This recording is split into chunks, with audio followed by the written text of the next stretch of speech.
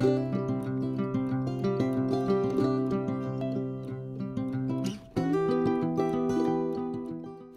guys, welcome back to my channel. So today's video is a different video where I am actually showing you how you can prepare some stuff in advance to make your week a little easier. You can call this as your weekly preparation video where you can do some prep work in advance, and that would be handy throughout the week. So here I am taking out the leaf from the moringa leaves bunch. These are moringa leaves, or also known as drumstick leaves. These are used in different recipes. I have made dal, or I've tried making dal with moringa leaves and green split moong, and it was really good.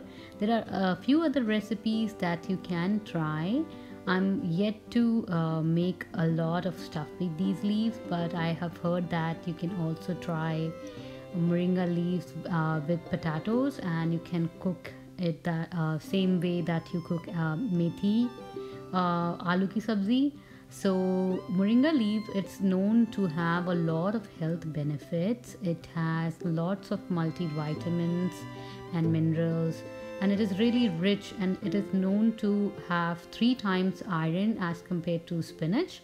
So in and all, it's a very healthy it is very healthy leaves. It is heavily used in southern part or South India.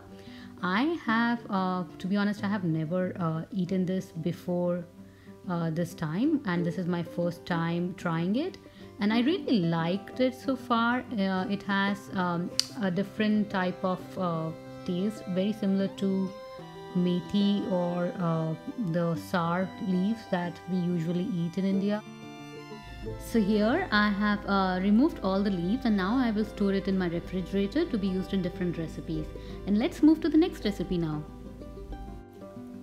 Next, let's prepare a mint and coriander chutney. So here I have taken 1 bunch of mint and 2 bunch of coriander, and then I'm gonna separate the leaves from this bunch and get it prepared for the chutney, which I'm gonna show you in some time.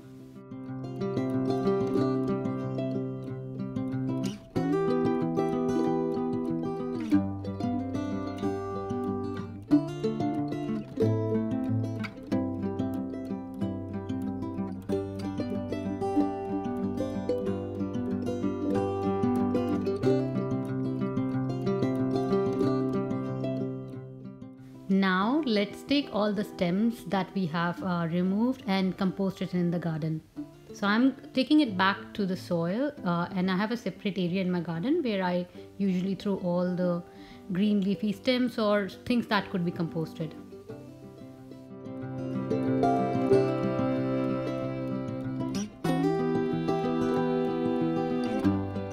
Now let's come back and prepare our stuff for chutney. So here I have taken 2 bunch of coriander leaves and 1 bunch of pudina or mint leaves. Actually not even one, just a little bit of pudina leaves. We don't want to add too much pudina because it can also make your chutney very bitter. And then to a blender I am adding 1 chopped tomato, 2 bunch of coriander, little bit of mint leaves, and then I will be adding some spices on top of it. And then I'm gonna blend everything so that I can get a very good mint coriander chutney. So here goes some red chili. This is approximately half a teaspoon of red chili, 1 teaspoon of coriander, 1 teaspoon of cumin seeds, and then add salt as per taste. I'm taking 1 teaspoon of salt here, and then I'm gonna add very little water, or probably just negligible. The tomato also has some water, so it will also give the chutney the required water it will need. So I will say don't add any water in the first stage, and if you think that your chutney is very thick, then you can add water later. And then just keep blending everything, and then your chutney will be ready.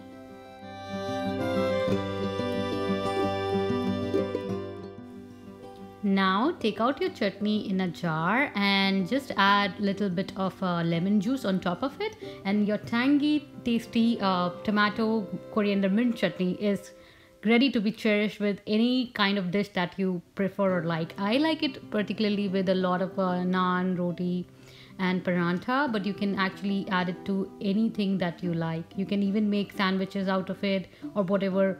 Like, the world is your oyster. Whatever you think you can do with this chutney.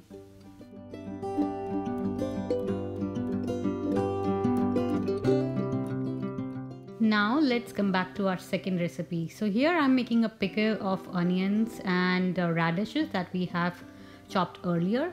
So here I'm taking half an onion and I'm just peeling the onion, and then I will put it in a jar with some vinegar and salt and just let it sit in sun for some time, and it can be actually enjoyed on the same day or maybe a day later if you prefer little more sour or little more tangy onions. And this actually tastes very good with any kind of Indian bread or roti, chapati, naan. So do try this, or you can even eat it or use it in your sandwiches.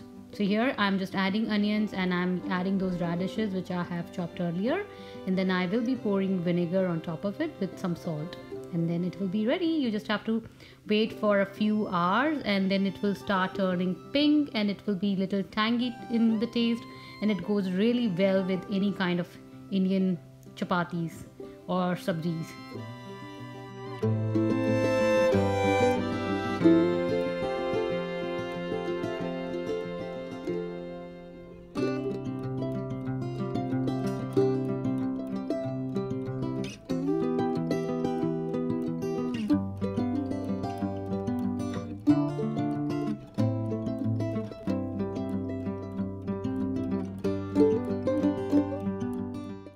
So let's go to our next recipe, and here I'm making some dried mint leaves which can be used in any kind of sabzi, or you can also top it on your yogurt, or you can use it in raita. So this is a very versatile dried mint leaf that you can use in multiple recipes. So here I'm taking mint leaves and I'm damping it with a kitchen towel.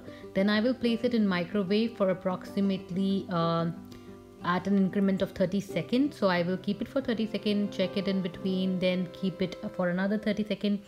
So I've kept it for a total of 1.5 minutes, and then I will remove it and crush it with my hands, and then I can store it. And this is really useful to make lemon water or yogurt or raita, anything like that. So here I'm just placing it in microwave, and then I will keep checking it in after 30 seconds, and then I will show you the end result pretty soon. So after checking the leaves at an increment of 30 seconds, now it is ready, and now I will crush it with my hands and make a powder of it, and then I will store in a jar so that it can be used in different recipes.